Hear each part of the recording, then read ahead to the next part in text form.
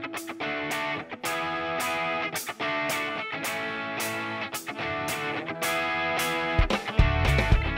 there, live from the Loft 100 studios in sunny San Diego, California.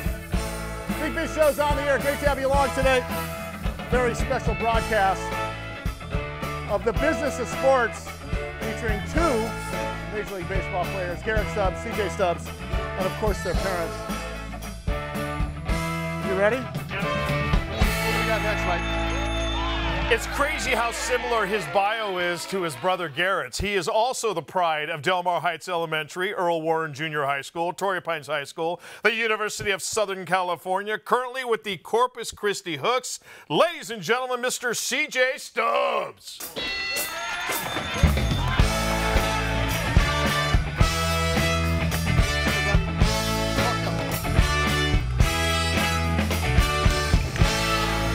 Okay. Yeah. He's got it down. I think the three of you guys ought to get together and just make a music video. Viral. What team again? Corpus Christi Hooks. Which is part of the Astros. There you go. Welcome. How are you? Thank you. What is it? So I have to ask you something. With respect to your journey in Major League Baseball, okay? Yeah. The talk about the nerves thing we were just talking about. Yeah. Is it all the same? Will you be more nervous when you hit the big show? I mean, because you're really close. I feel like when you have that first at bat, you know, you get those nerves again, and then you kind of settle in. But I mean, nerves are good. You know, it makes you know that you care about it. Can you hear us like when we're screaming our heads off for you? No. You can't. I am honestly. No, I am. Because we're right there. No, I'm so locked in, and I remember looking up at the stands looking for you guys. Yeah. During the Padres game in the playoffs. Yeah. And I couldn't find you guys the whole time. God, it's so funny. Like, the whole time we were see you screaming your name. I'm like, there's 45,000 people in there. I can't hear you screaming. I don't understand. We can totally see you. Yeah. We can totally. There he is. Yeah. Why is he not waving at me? Yeah, exactly. I'm wearing his hat with a number on it. Come on, man. Does it? And what about and you can hear a little bit better in some of your venues, but not all the time, right? You're not basically. You can hear a lot better than at those venues. You can hear that one guy in the top left who's screaming your name and yelling all kind of profanities at you. He's a bum. Yeah. I have to ask the both of you: was there competition going on when you were growing up at all, or was it always mutual admiration? We were always competitive against each other. Yeah. But not like in a wins and losses as far as like keeping track of who was better. It was more of a how do we get better type of situation. So like we always wanted to be on the same team. Like were you guys ever on the same team? No. Still waiting. Yeah. Really? Still waiting. Well, you were kinda for a minute last year, right? No, not quite. A year before last. Oh no, you weren't there quite. yet. No, Still getting there. Wow. And COVID kind of messed things up because that was his first year that he would have been in spring training. Yeah. And then their spring training got moved back. No. You know, yada, yada, yada. But it was the first moment we had a chance to, and we maybe have another chance here with Team Israel coming up. Yeah. Which What's would be that? the first time. The World. With the World Baseball Classic, I'm going to Yeah. be playing for Team Israel, and CJ has a chance to play with Team Wouldn't that be Israel great? as well here pretty soon. You know, T-Pat Stubbs, the most handsome father in baseball, and of course Marty Stubbs, the most athletic mother in baseball. Yeah. But Dave, what are the chances that the most unathletic human in this hell of a tennis player and one of my best friends in the whole wide world? What are the chances that this couple has not one but two Major League Baseball players? It is so rare. I mean, it is so rare that we know the names of the people when brothers do make it, you know? And so, like, for instance, you know, Barry Bonds. Well, his dad made it. Well, Barry Bonds' brother didn't make it. Ken Griffey Jr.'s brother, Craig Griffey, didn't make it. You know, we all think of the Boone family, right, because the brothers. But it's so rare that you know. I mean, you remember which ones are the brothers that actually made it into the major leagues or and even into professional baseball. It is so tough to realize the dream. The fact that you have two in your house is absolutely incredible. What I have to ask about the percentage of players that make it, because you. Oh my gosh! Is it in the 1%? Is it less than 1%? It's not. Actually, even when you make it to the minor leagues, if you're good enough to sign a pro contract, it's only 3% from the minor leagues make it to the major league level.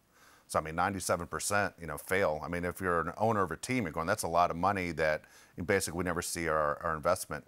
But for the fact that you have one guy that's already there and the other one is almost there is absolutely amazing. Just an incredible story.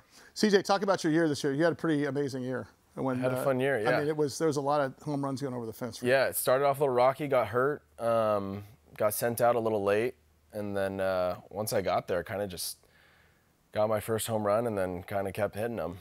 What is the? So you were in high A ball before you went to the level that you're at now. Yeah. What's it like? What does the manager say to you? Is it like in the movies? Is it like in Bull Durham, or is it like they, hey, come here, talk to the manager? Yeah. So I got lucky. I was it was All-Star break, so I flew home. We had like 4 days, so I flew home, and he calls me. He's like, hey, and I was playing well, like those 2 weeks leading up to it, like went on a really good stretch, and your manager doesn't usually call you. So I like on a daily basis. Hey, I was like, what up? You up? You don't get a text message? Either this is really good or this is really bad. Want to grab a bite? Oh, it's either or. Oh, so there's two ends of the spectrum. Yeah. This is going to be the Never greatest just, hey, day. what's up? Okay. No. So you kind of give him like a hello, and he just, you know, had a smile on in his voice, and told me that I was going to get called up.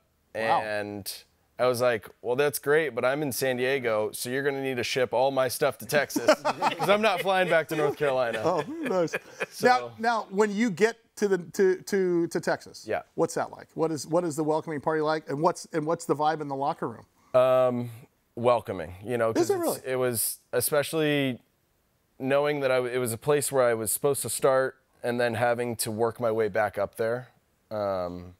You know, it was where I needed to be and wanted to be, and everyone was very happy for me. And So what is the next step for you to get? I mean, what's it take for you to get to the next level? Is there a defined prescriptive path to get there? I think that when it comes down to it, the guys at the top are looking for consistency, and if I can do what I did this year and maybe do a little bit more in certain areas, then someone would be able to say, I'm ready. Would you agree with that, Garrett?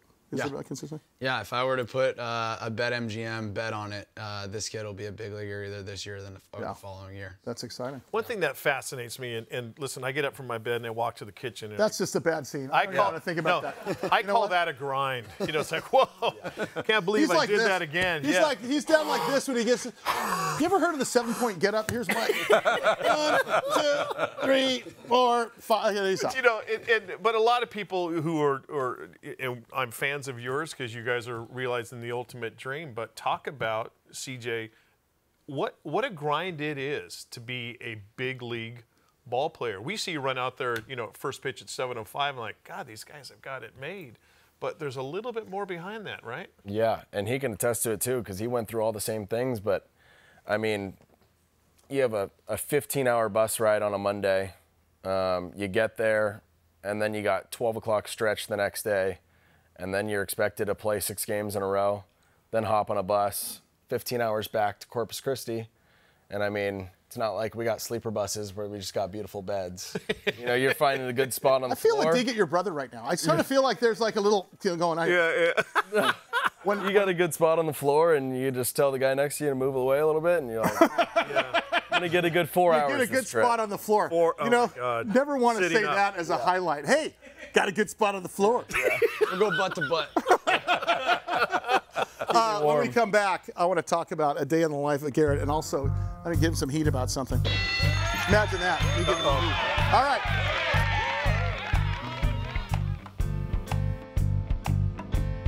Network audience in 175 countries and all the ships at sea. More Big Biz coming up.